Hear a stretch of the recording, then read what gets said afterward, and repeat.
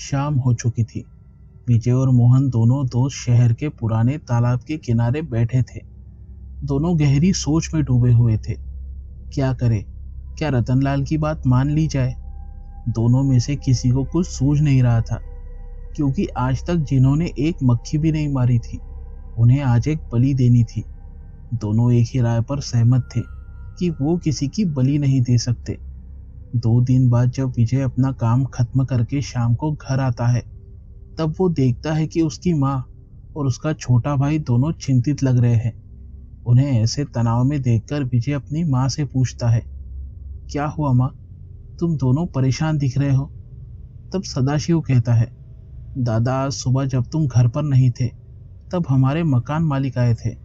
अपने मकान का पिछले 6 महीने का किराया बाकी है और हमने पिछले 6 महीने से किराया नहीं दिया, इसलिए मकान मालिक हमें घर खाली करने के लिए कह रहे थे। उन्होंने हमें 15 दिनों की मोहलत दी है। अगर इस बीच हमने उनका किराया नहीं चुकाया तो वो हमें घर से बाहर निकालने की धमकी दे रहे थे। और इतना कहकर सदाशिव चुप हो गया। उसे यूं खामोश होता देख विजय कहता है, और क्या? बताओ सदा, तुम और क्या कहना चाहते थे? सदाशिव हिचकिचाते हुए कहता है, और दादा मेरी कॉलेज की फीस भी देनी बाकी है। विजय कहता है, चिंता मत करो, मैं अपने मालिक से थोड़े से पैसे कर्ज के तौर पर लेकर आता हूँ। तब उसकी माँ उसे टोकते हुए कहती है, नहीं विजू, हम पर पहले से दूसरे लोगों का काफी उधार बाकी है और एक नया कर्जा नहीं चाहिए। विजय कुछ कहता, लेकिन उसकी माँ उसे बीच में ही रोक देती है और दिलासा देते हुए कहती है कि कुछ दिनों की बात है, सब कुछ ठीक हो जाएगा। विजय समझ गया था कि माँ उसे झूठा दिलासा दे रही है, क्योंकि कुछ भी ठीक नहीं हो रहा था। विजय ने अपने रिश्तेदारों से मदद मांगी, लेकिन उसके ज्यादातर रिश्तेदारों ने ऐसे बुरे वक्त में अपना हाथ पीछे खींच लिया। इधर मोहन की भी हालत काफी खस्ता थी। उसके पिता का ऑपरेशन करने के लिए उसे ढेर सारे पैसों की जरूरत थी। डॉक्टर ने कहा था कि अगर 1 महीने के अंदर ऑपरेशन नहीं किया गया तो मोहन के पिता की जान को भी खतरा था।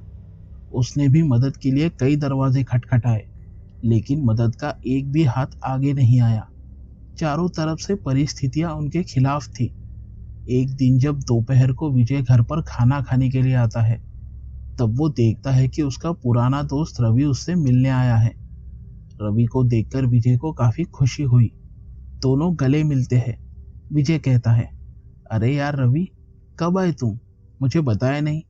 उस पर रवि विजय से नाराज होते हुए कहता है, यार बताया तो तुमने मुझे नहीं, तुम्हारे ऊपर इतना बड़ा आर्थिक संकट है और तुमने मुझे बताने की जरूरत भी नहीं समझी। विजय उसे समझाते हुए कहता है, ऐसी बात नहीं है रवि, वो। विजय अपनी बात पूरी करता तभी रवि उसे बीच में टोकते हुए कहता है, वो मैं कुछ नहीं जानता, तू फिक्र मत कर। मैंने तेरे पिछले 6 महीने का किराया तेरे मकान मालिक को चुकता कर दिया है और ये कुछ पैसे हैं, रख तेरे पास, तुझे जरूरत के वक्त काम आएंगे। विजय हिचकिचाते हुए कहता है, नहीं दोस्त, मैं तुझसे पैसे नहीं ले सकता, तूने पहले ही मेरी बहुत मदद की है। रवि उखड़े हुए लहजे में कहता है, देख ये पैसे तो तुझे लेने ही पड़ेंगे और मैं तुझ पर कोई एहसान नहीं कर रहा हूँ। भाई कहता है ना तू मुझे, तो भाई की इतनी बात मान ले। पर रवि, विजय इसके आगे कुछ कहता, इससे पहले रवि उसे बीच में ही टोकते हुए कहता है, पर कुछ नहीं, ये पैसे मैं तुझे नहीं, मेरे परिवार के लिए दे रहा हूँ। और अगर तुझे इतना ही बुरा लग रहा है तो जब भी तेरे पास पैसे आ जाएंगे तब धीरे धीरे वापस कर देना। और हाँ, नहीं दिए तो भी चलेगा, क्योंकि ये सब मैं मेरे परिवार के लिए कर रहा हूँ। तूने मुझे अपना भाई माना था, अब एहसान की भाषा करके मुझे पराया मत कर। चल अब खाना खाने बैठते हैं, मुझे जोरों की भूख लगी है। मैं अब तक तेरी ही राह देख रहा था। विजय की आंखों में आंसू आ गए थे और उसका मन भर गया था, लेकिन रवि ने उसकी इस स्थिति को पहचान लिया था। विजय भावुक होकर कहता है, शुक्रिया दोस्त, मुसीबत में जो काम आए वही सच्चा दोस्त होता है और मैं वाकई किस्मत वाला हूँ जो मुझे तेरे जैसा दोस्त मिला है। रवि विजय की पीठ थपथपाते हुए कहता है, साले, दोस्त को शुक्रिया बोलता है, दोस्त होते किस लिए है? रवि के आने से उसके चेहरे पर कुछ समय के लिए मुस्कान आ गई थी। इस बात को अब 2-3 दिन बीत जाते हैं। एक शाम विजय और मोहन शहर के प्रसिद्ध आजाद बगीचे में बैठे हुए थे। दोनों के चेहरे पर परेशानी साफ दिख रही थी। उन्हें कुछ भी करके ढेर सारे पैसों का बंदोबस्त करना था, इसलिए उन्होंने अपने रिश्तेदार और जान पहचान वाले लोगों से मदद मांगी थी, लेकिन किसी ने भी उनकी कोई मदद नहीं की। हर तरफ से उनके हाथ निराशा ही लग रही थी। पैसों की तंगी ने उन्हें लाचार बना के रख दिया था। दोनों गहरी सोच में डूबे हुए थे। तब अपनी सोच से बाहर आते हुए विजय कहता है, ये कलयुग है मोहन। यहाँ हर आदमी सिर्फ और सिर्फ अपने लिए ही जीता है। किसी को किसी की कोई पड़ी नहीं है। इस कलयुग में सबका यही मानना है कि मैं खुश तो पूरी दुनिया खुश। कोई भी हमारी मदद करने के लिए तैयार नहीं। मुझे तो लगता है कि अब एक ही रास्ता बचा है, हमें रतनलाल की बात मान लेनी चाहिए। मोहन भी हामी भरते हुए कहता है, तू सही कह रहा है विजय। जिससे भी हमने मदद मांगी उसने धुतकार दिया। आज के इस दौर में इंसान से ज्यादा पैसों की अहमियत है। हम कल ही रतनलाल के पास जाएंगे। दोनों ने एक मत होकर फैसला लिया था। अगले दिन वो रतनलाल से मिलने जाते हैं। उन्हें देखकर रतनलाल कहता है, मुझे पता था कि तुम मेरे पास जरूर आओगे, क्योंकि ये दुनिया बड़ी ही जालिम और मतलबी है। यहाँ जिसके पास पैसा और सत्ता है वही इस कलयुग में मजे से रह सकता है, बाकी तो सब कीड़े मकोड़ों की जिंदगी जी रहे हैं। विजय सहमत होते हुए कहता है, आप ठीक कह रहे हैं रतनलाल जी। हमने हर दरवाजा खटखटाया, लेकिन हर दरवाजे की चौखट से हमें धुतकार दिया गया। यहाँ तक कि हमारे सगे रिश्तेदारों ने भी मुसीबत में हमारा साथ छोड़ दिया। अब हमें समझ में आ गया है कि इस दुनिया में पैसों से बढ़कर कुछ भी नहीं। आप जैसा कहेंगे हम वैसा ही करेंगे। बताइए क्या करना होगा। रतनलाल उन्हें बताता है, अमावस्या की रात आने में अब केवल 4 ही दिन बचे हैं। इन 4 दिनों में मैंने तुम्हें बताए हुए व्यक्ति विशेष को ढूंढ कर लाना होगा। अमावस्या की रात को तीसरा पहर खत्म होने से पहले हमें उस व्यक्ति विशेष की बलि देनी पड़ेगी। तभी जाकर हमारा यह कार्य सफल होगा और काली शक्तियां हमें उस छिपे हुए खजाने तक पहुंचने का रास्ता दिखाएगी। अब जाओ, वक्त बहुत कम बचा है तुम्हारे पास।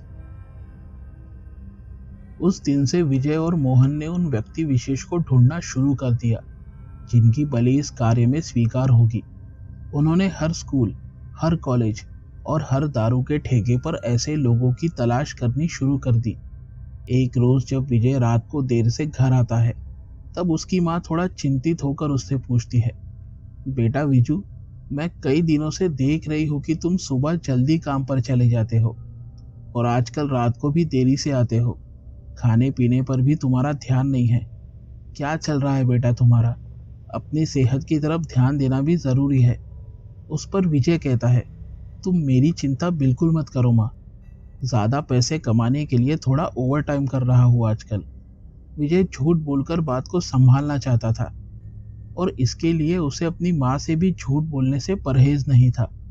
उस पर माँ कहती है, बेटा माना कि पैसा कमाना जरूरी है, पर इसके लिए अपने सेहत के साथ खिलवाड़ मत करना। मुझे तो बस तुम्हारी चिंता लगी रहती है। आखिर तुम दोनों बच्चे ही तो मेरा सहारा हो। इतना कहकर माँ भावुक हो जाती है, जिसे देखकर विजय अपनी माँ का हाथ अपने हाथों में लेते हुए कहता है, तो चिंता मत कर माँ, बहुत जल्द हमारे सारे दुख दूर हो जाएंगे। विजय को अपनी माँ की फिक्र को खुशी में बदलना था और इसके लिए वो कुछ भी करने को तैयार था। विजय और मोहन ने अपनी तलाश और जोरों से शुरू कर दी।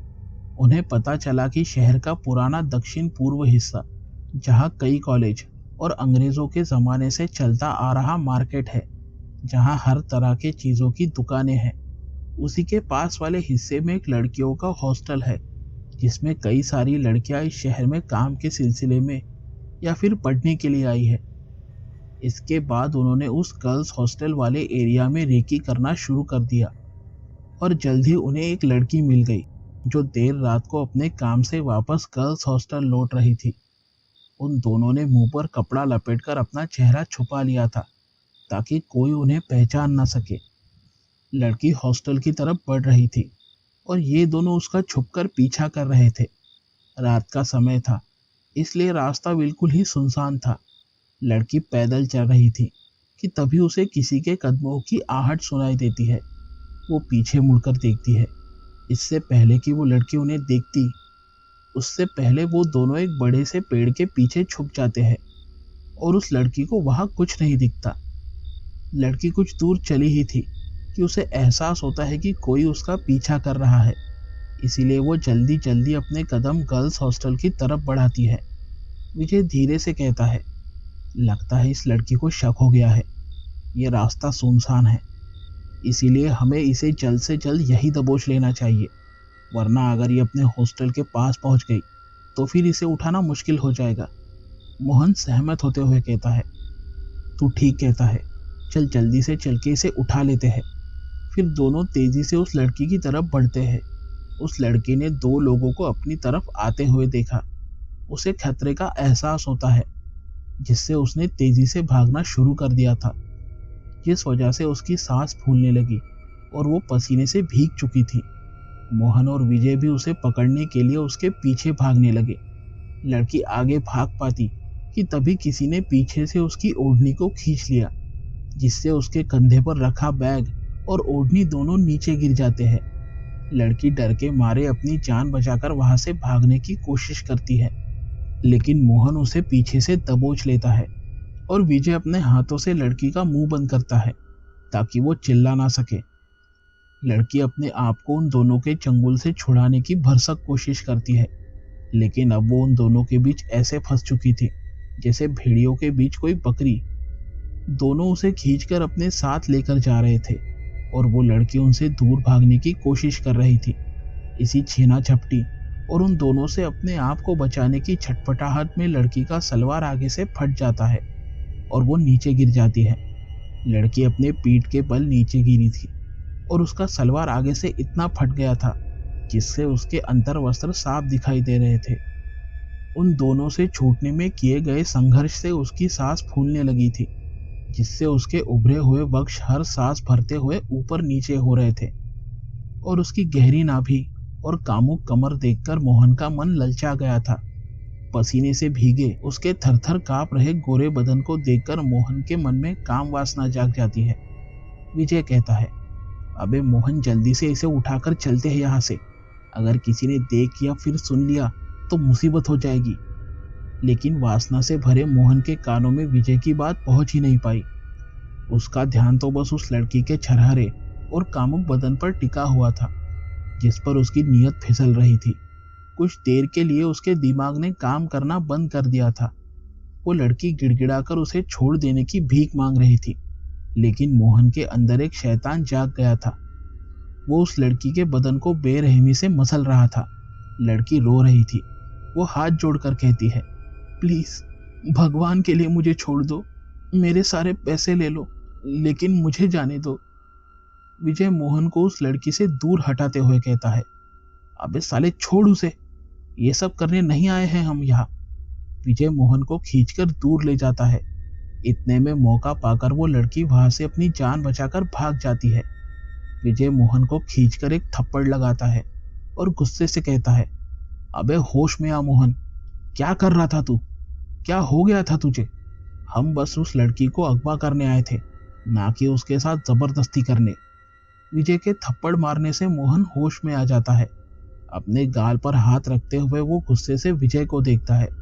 विजय अपने मुंह से कपड़ा हटाते हुए उससे कहता है, होश में आ साले, ऐसा तो नहीं था तू, ये क्या हो गया था तुझे? मोहन को विजय पर गुस्सा आ रहा था, लेकिन साथ ही साथ उसे ये भी एहसास हो गया था कि उसने गलती की है। विजय उखड़े हुए लहजे में कहता है, तेरी बेवकूफ़ी की वजह से वो लड़की भाग गई, अब किसकी बलि देंगे बता? सिर्फ 2 दिन बचे हैं अब हमारे पास। मोहन अपनी गलती मानते हुए कहता है, माफ कर दे यार, उस लड़की के छरहरे बदन को ऐसे देखकर पता नहीं मुझे क्या हो गया था, मैंने अपना आपा खो दिया। लेकिन यार, कहीं उसने अपनी शिकायत पुलिस में कर दी तो? विजय उसे दिलासा देते हुए कहता है, फिक्र मत कर, वो लड़की हमें नहीं जानती और वैसे भी हम दोनों के चेहरे ढके हुए थे, इसलिए वो हमें कभी पहचान नहीं पाएगी। लेकिन अब क्या करे, हाथ आया शिकार तो निकल गया ना।